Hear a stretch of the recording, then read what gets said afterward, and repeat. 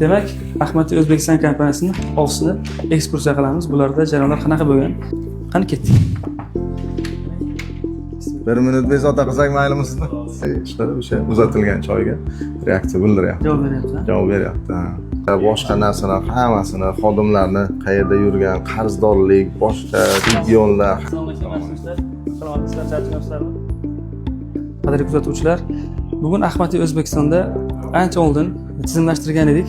Ustoz Ibrohim bilan birgalikda. Bugun mana odzivlarni eshityapmiz.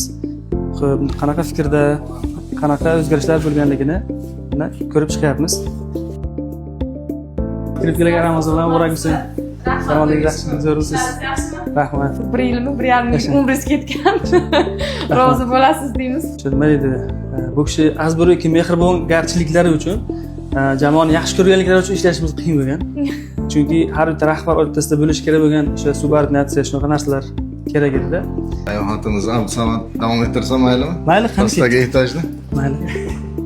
Qani ketdik. Ahmatiyni mana rahbarlar bilan birgalikda ofisni davom ettiramiz, aylangani ko'ryapmiz. Qani ketdik, Abdusamad. Bizneslar zali, majlislar, rahbarlar, xodimlar uchun tug'ilgan kunlar mana shu xonada o'tkaziladi. Qo'y. Mana choy assortimentlarni ko'rishingiz mumkin. Aynan qanaqa mahsulotlar bilan xo'p, savdo qilishyapti. Rejalashtirish bo'limi rahbarining xonasi. Bu yoqda Ahmad choyni qanaqa rejalari bo'lsa, bu xonamiz bu yerda bizani Toshkent shahar regionallik supervizorlarimiz xonasi. Alohida o'zlariga xona qilib berganmiz.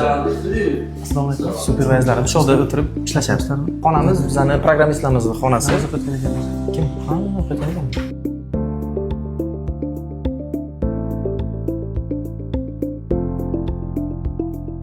Sizda ham xuddi shunaqa tizimlashtirish loyihalari kerak bo'lsa, bizga murojaat qiling.